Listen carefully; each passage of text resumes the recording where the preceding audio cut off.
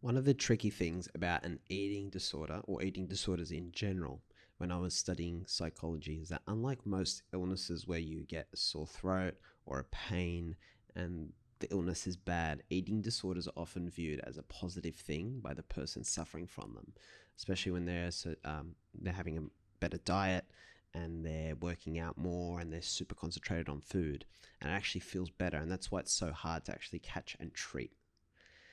In the same way, I want to talk about something that can be a bit of a disorder at times today, which lurks and is hidden because it seems positive, which is people pleasing. So this is episode 71 of the With Joe Wehbe Podcast. We're talking a bit about friendship at the moment. We've been talking about that since episode 65, roughly. And today is a discussion about people pleasing, because people pleasing is something I've been super guilty of in my life, becoming slightly better at it. And it seems you think of those people as super nice people, and there are some genuine, amazing, super nice people. A lot of the time, those people have started out as people pleasers, so it's not necessarily all bad.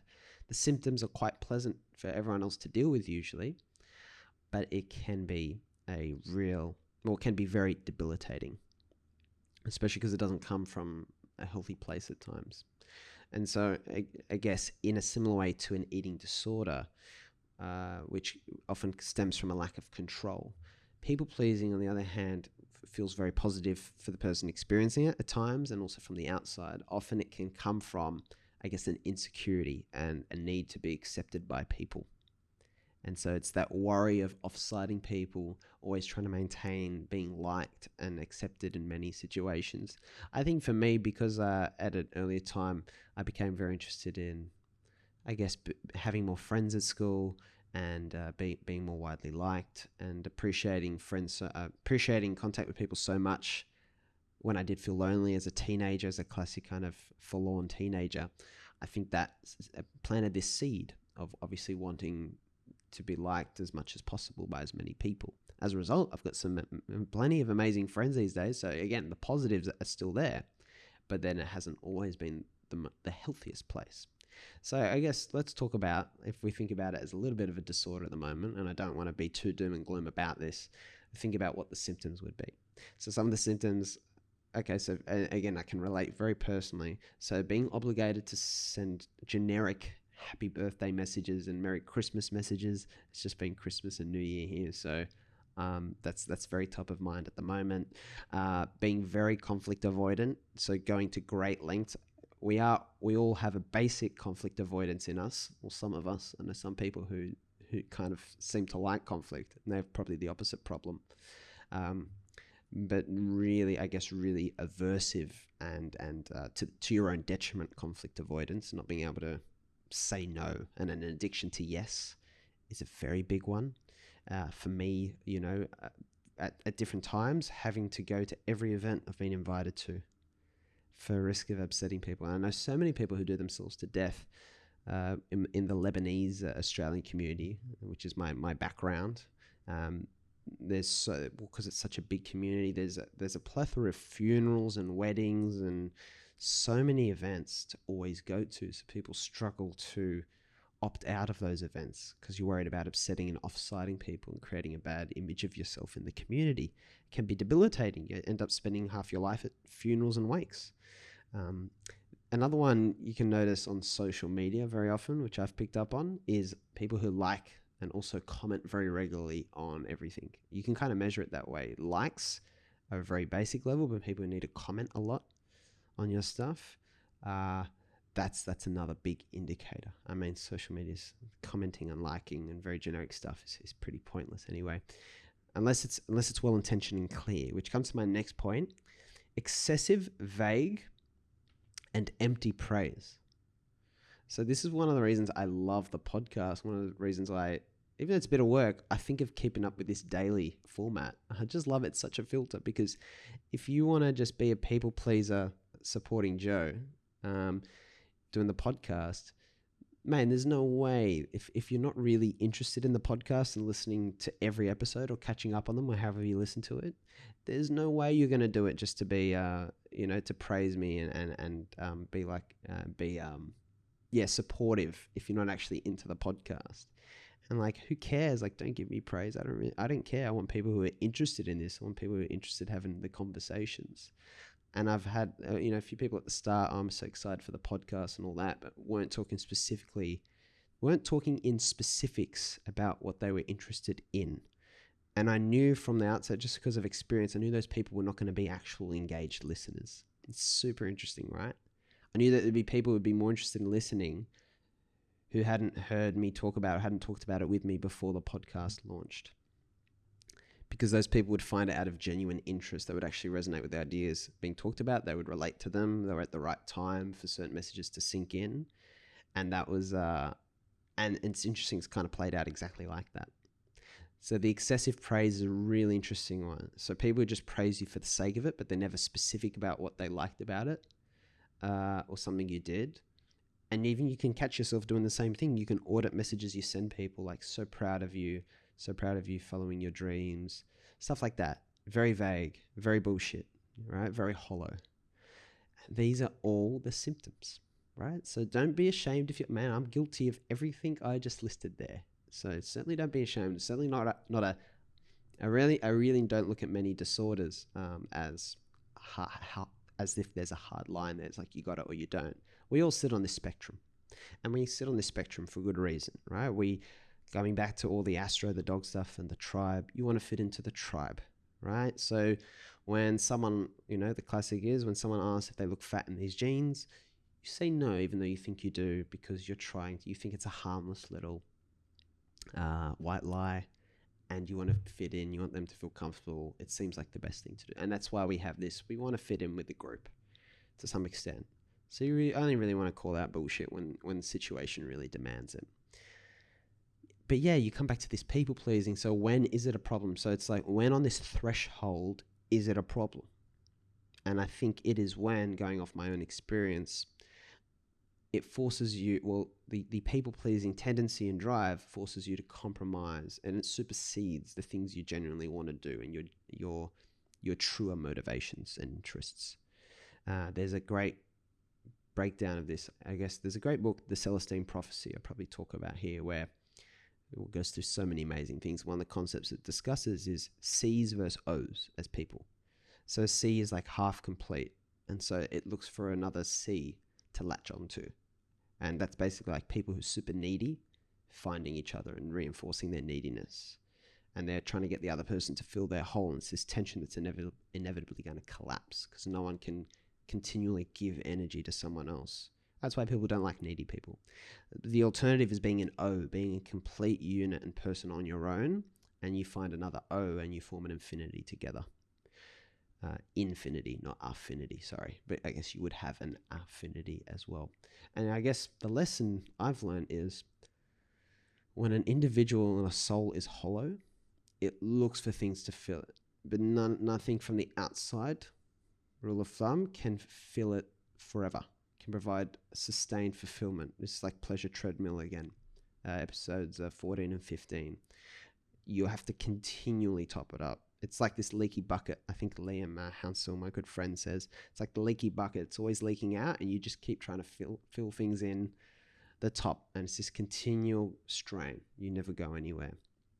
People pleasing can be. That's why I want to kind of flag it, because now when there's a phrase and clarity around it, you can identify it more clearly in self and others. And being clear on it is nothing to be ashamed of. It's certainly, if there's defects to have in character, it's certainly one of the better ones to have. But it can often linger undetected because it's so good at covering itself up. And it's basically, it is. That's what it is. It's a mask, but it can also be an addiction designed to get the approval from others when we are hollow ourselves. And what you really want to be doing is not rely on that feedback from others, because you're an O. Whether you know it or not, whether you feel like it yet, you're an O. You're a whole person. It's more of a perceptual challenge than a material challenge. So in other words, the way you think about yourself, rather than anything you need to do or acquire materially out in the world, or have done things or been with certain people. It's more a perceptual thing about how you think that determines this. but you think better once you just go and live, I think, directly. So yeah, it's so to come back to the biggest downside is that compromise, the energy, and it's kind of a lot of effort, pleasure treadmill stuff, right? Pleasure treadmill, short-term tactics to get you through the day don't get you through the years.